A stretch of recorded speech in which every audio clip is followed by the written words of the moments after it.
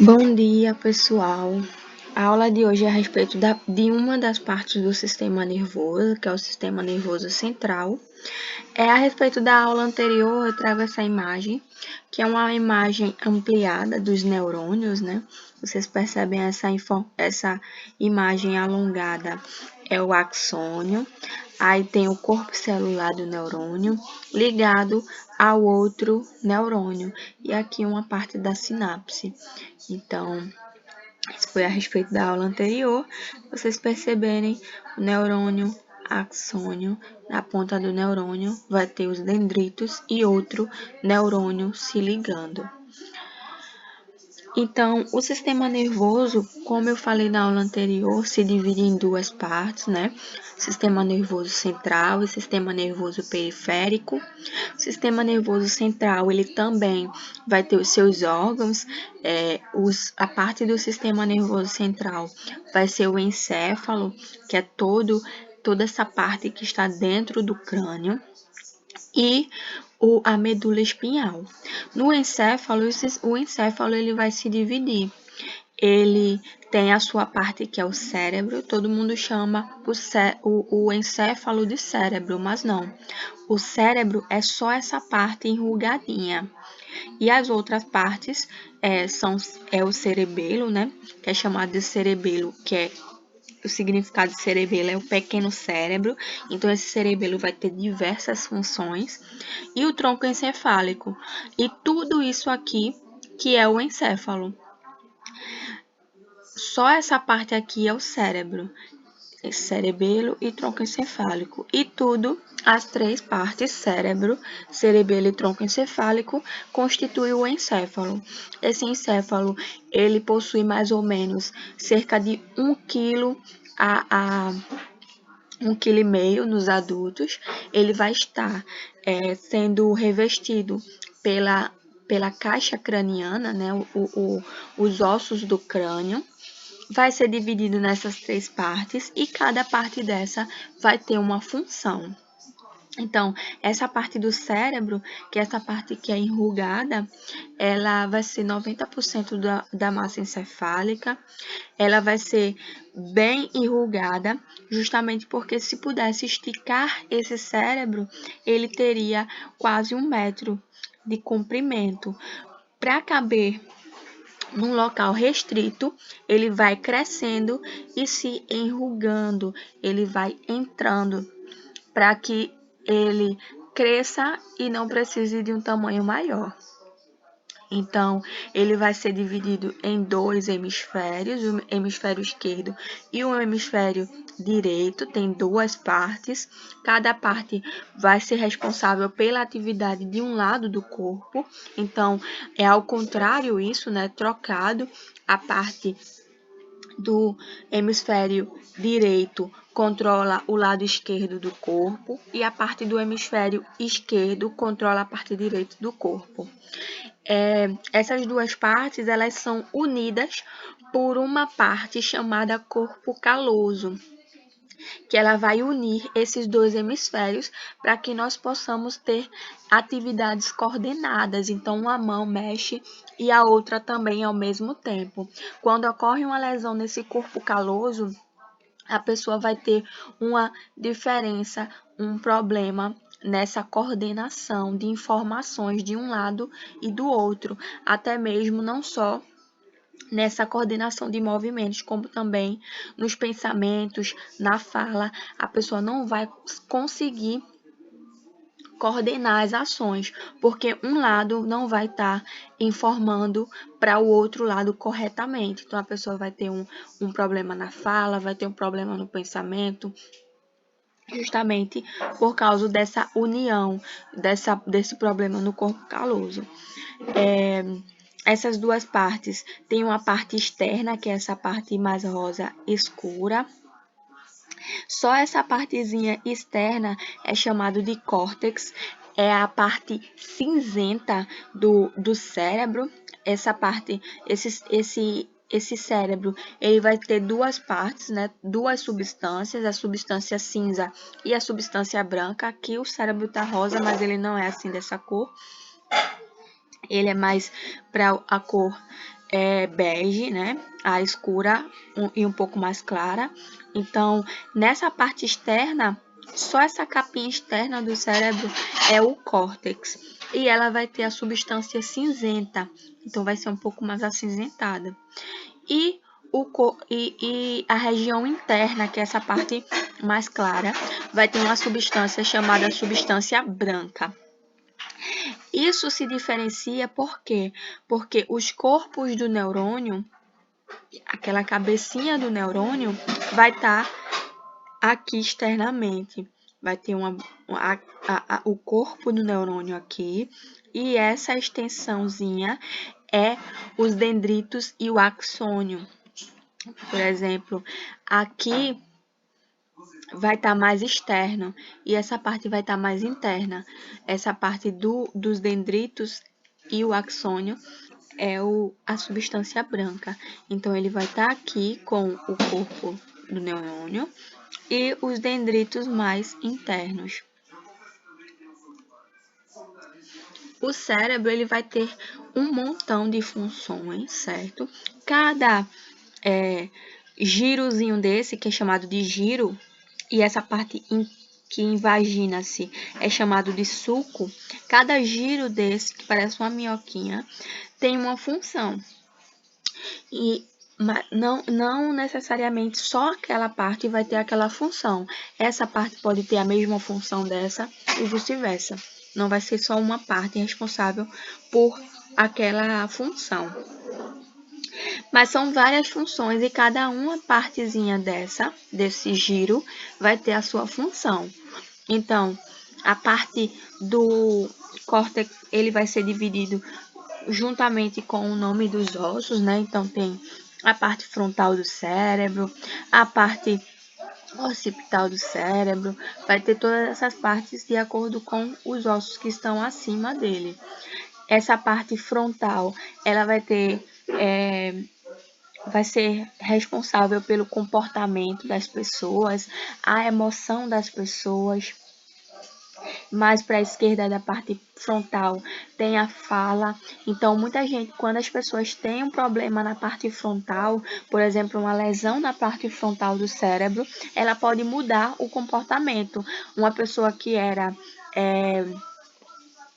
carinhosa, uma pessoa que era organizada, pode passar a ser desorganizada, pode passar a ser mais impulsiva. Então, essa parte aqui, quando ocorrer uma lesão em cada parte dessa, aquela função que ele fazia, ele vai passar a fazer de uma forma diferente ou até não fazer. Essa parte da parte parietal do cérebro vai coordenar os movimentos. Uma parte, o hemisfério direito e o hemisfério esquerdo vai fazer essa coordenação de movimentos. As associações visuais vai ser nessa parte posterior. O tato aqui nessa parte rosa. E a audição na parte temporal. Então, esse cérebro ele é fundamental para as sensações, para os movimentos, os atos conscientes daquilo que a gente precisa querer fazer, aquela coisa de se mover porque quer se mover, não é um ato involuntário.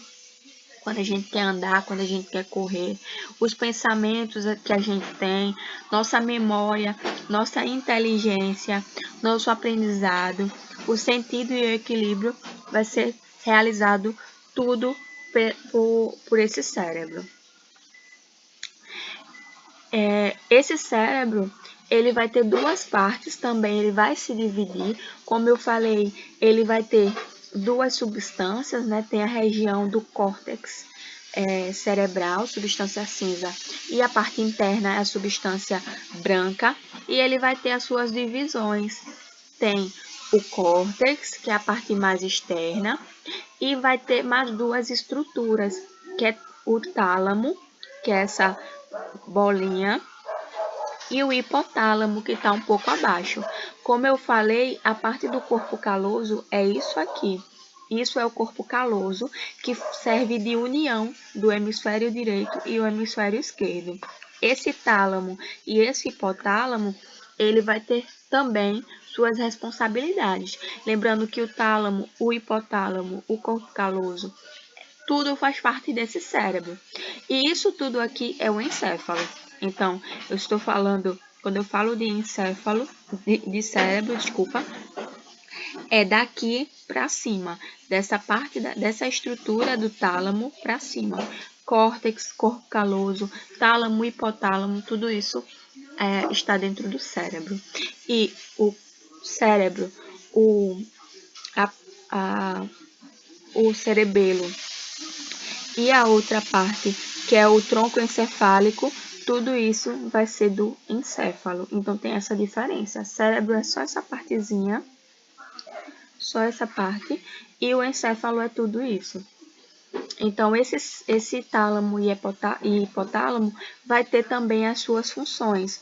No hipotálamo, vai ter aqui aquela glândula, que é a glândula mestra do nosso corpo, que é a hipófise. Ela vai atuar aqui, junto ao hipotálamo. O hipotálamo produz alguns hormônios e joga para que a hipófise guarde esses hormônios. O cerebelo, já nessa parte do encéfalo, o cerebelo ele vai ser responsável pelo equilíbrio. Então, quando ocorre, por exemplo, uma labirintite, ou quando a pessoa fica alcoolizada e perde o equilíbrio, na labirintite ela também tem perda de equilíbrio, foi um problema relacionado ao cerebelo, ou seja, aquelas informações, o álcool, por exemplo, ele não deixa com que o cerebelo receba as informações a respeito do equilíbrio, não deixa com que o cerebelo faça sua atividade corretamente.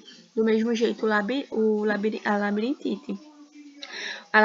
O labirinto, que é uma parte que tem dentro do ouvido, ele vai receber informações descoordenadas e vai mandar para o cerebelo de forma descoordenada também. Por isso que a pessoa não perde o equilíbrio. Esse cerebelo também vai ser responsável pelo tônus e pelo vigor muscular. Então, nosso corpo, nossos músculos têm que ter um mínimo de tônus, que é para que nós possamos ficar sentados ou em pé. Então, esse músculo tem que ter um mínimo de contração. Quem coordena isso é o cerebelo. Esse cerebelo também vai ter informações a respeito do espaço, orientação espacial, do que cada coisa vai ter o seu devido espaço naquele local, e a coordenação de movimentos. Então, ele auxilia aí tanto no equilíbrio como deixar os movimentos mais coordenados. O tronco encefálico, ele vai ser dividido em 3 partes, que é o mesencéfalo, que é essa partezinha, a primeira parte. A ponte, que é essa parte essa parte maior. E o bulbo. Esse bulbo, cada um vai ter uma função também, né? Esses 3, cada um vai ter sua função. O mesencéfalo, ele recebe e coordena a contração muscular e a postura corporal, juntamente com o cerebelo. Eles dois têm essa função na parte da contração muscular e da postura corporal, de manter o tônus. Já a ponte ela tem a função também parecida com uma das funções do mesencéfalo, que é manter tanto o equilíbrio do corpo como os tônus muscular. Como eu falei no início, não é porque uma parte é responsável por aquela função que outra parte também não vai auxiliar. Então, um auxilia o outro nesse tônus muscular e no equilíbrio. Mas, a partir do equilíbrio, é responsabilidade principal do cerebelo, manter o equilíbrio do corpo de uma pessoa. Então, problemas com álcool, labirintite, é tudo responsabilidade do cerebelo. Já o bulbo, ele vai ter uma função principal no nosso corpo, porque ele vai coordenar os órgãos, alguns órgãos nobres, como o coração, o pulmão. Então, ele vai ser responsável pelo controle dos batimentos cardíacos, se ele acelera o batimento ou diminui, dos movimentos respiratórios, aumento da respiração ou diminuição, ou manter normal, o controle da deglutição, o fato de você engolir, quem manda é o bulbo. Então, o bulbo dá informações para os outros órgãos atuarem. Então, por exemplo, uma lesão aqui no bulbo uma lesão que vai levar à morte, porque vai atuar nesses órgãos principais, na respiração e no batimento cardíaco. Então, uma lesão no bulbo vai fazer com que você pare o coração de bater, a respiração também vai parar. Então, é uma lesão mais fatal. E a outra parte do sistema nervoso central é a medula espinhal, que é esse cordão cilíndrico que fica dentro, essa parte interior, dentro das vértebras, né, do osso. Então, tudo que é órgão nobre, tudo que é órgão importante, vai estar guardado por uma caixinha óssea. Então, ele vai estar dentro dessa vértebra, vai ter 31 pares de nervo, mas aí o nervo ele já não é da parte do sistema nervoso central, já vai ser da parte do sistema periférico. Do sistema central é só o cordão cilíndrico mesmo, só a medula. Ela também é chamada de RAC, por isso que tem aquela injeção, né? RAC medular, porque ela adentra essa medula, essa anestesia RAC. Ela, a agulha, ela vai perfurar isso aqui e vai depositar o conteúdo aqui dentro. Esta medula, ela vai ser responsável por receber informações de algumas partes do corpo e enviar para o cérebro ou trazer informações do cérebro para o corpo. Aqui nessa imagem vocês veem os nervos, que é uma das partes do sistema nervoso periférico. Esses nervos saem da medula e levam e trazem informação para ela, para que ela leve para o encéfalo. Além disso, essa medula é responsável pelos atos reflexos. Quando é um ato reflexo, esse ato reflexo não passa para o encéfalo.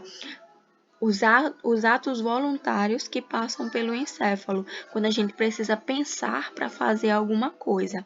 Quando é um ato reflexo, que é aquela coisa de retirada, por exemplo, você bota a mão no fogo, automaticamente você retira, é um ato reflexo.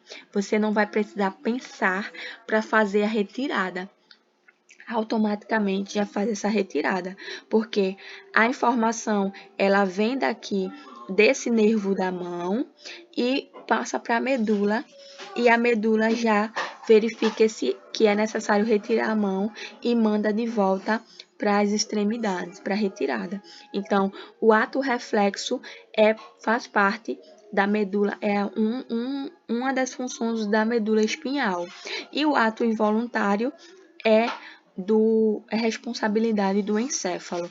Tudo que a gente precisa pensar para fazer, tudo que a gente tem que codificar imagens, interpretar informações, é a parte do encéfalo. Então, aqui tem a explicação desse ato reflexo, né? A pessoa quando bate com o martelinho no joelho, né, na patela, a informação sai do nervo muscular, que é o nervo motor, o neurônio motor. O neurônio passa para a medula e volta, que é pelo neurônio de associação, que está ligado a esse outro. Volta e já dá informação. Ele entra na medula e sai por ela também. Não passa para o encéfalo essa informação de ato reflexo.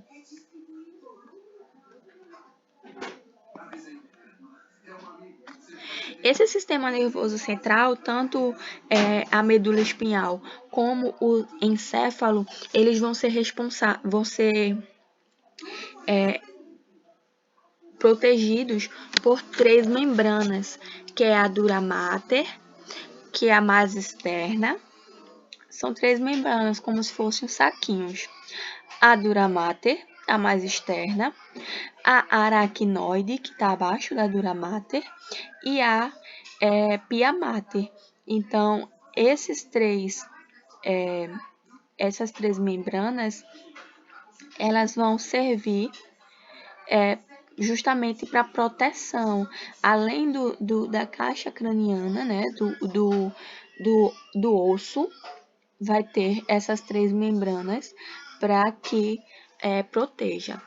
No meio desta membrana aracnoide e pia mater, aqui está a aracnoide e aqui a pia mater, entre as duas, vai ter o líquido cefalorraquidiano, tanto aqui como aqui na medula.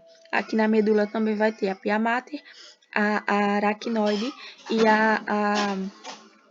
a dura mater, do mesmo jeito. A pia mater, a dura mater mais externa, né, por fora, a aracnoide no meio e a pia mater mais interna, próximo da substância branca. Aqui nessa medula se inverte a substância branca, a substância cinzenta, que no encéfalo é na parte externa, aqui na medula vai ser na parte interna. E a substância branca, que aqui no encéfalo é a parte interna, aqui vai ser a parte externa. Então, tem um líquido encefalorraquidiano no meio dessa pia mater e dessa aracnoide, aqui também, na medula, para que esse líquido ele serve para nutrir o cérebro, trazer nutrientes, tanto aqui para o encéfalo como para a medula, serve para nutrir e também para deixar esse cérebro mais leve. Ele pesa 1,4 kg, em torno disso. Então, se você tivesse 1,4 kg sem esse líquido, você ia sentir esse peso desse líquido, desse encéfalo, dessa massa. Quando tem uma substância, alguma coisa pesada dentro da água, ela fica mais leve, como se a gente estivesse dentro de uma piscina, a gente fica mais leve. Do mesmo jeito, o encéfalo, ele fica boiando nesse líquido para que diminua esse peso. Além disso, o líquido, ele auxilia na nutrição, tanto da medula como do encéfalo. Quando diminui esse líquido por algum motivo, ou até uma desidratação, por exemplo, a pessoa pode causar uma dor de cabeça. Como, por exemplo, quando a gente ingere bebida alcoólica, esse álcool, ele sequestra líquido, e um dos líquidos que ele sequestra é o do encéfalo, desculpa. Ele sequestra líquido para que o rim trabalhe. Então, quando ele sequestra o líquido, ele sequestra de onde tem. E onde tem, no encéfalo, revestindo ele. Ele sequestra e causa aquela dor de cabeça de ressaca. Essa foi a aula do sistema nervoso central. Na próxima aula, nós entramos a respeito do sistema nervoso periférico. Bom dia e até a próxima.